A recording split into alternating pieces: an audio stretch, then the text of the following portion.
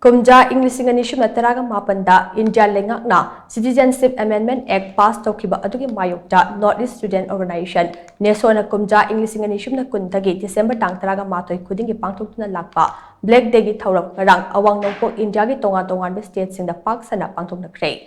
Manipuri oinaso mahiroi loop amana sinduna protest demonstration amaga loinana, Black dagi Thouram adu pangthokhe. Protest aduda India leingak Citizenship Amendment Act passed Thoukhiba Adugi Mayokta, tonganba kholau kaya laukhe. Amubo machugi firal amasung banner sizinaduna changsinkiba khongjang aduda saruk yakiba Bruce Pebam na hai. India ge awang nongpok state singda khongjang changsinbago lamdam asida Citizenship Amendment Act 2019 ge Mayokta mahiroi loop asina sinduna khongjang asi changsinbane. Act asi awang nongpok state ta lairiba miyam ge Mayokta ni amadi awang nongpok state sing ase immigrant sing paisinduna thamfam nate haibase mari lainaba singna so mayek singna khangadabani haina mangna makha tana phongdukhe.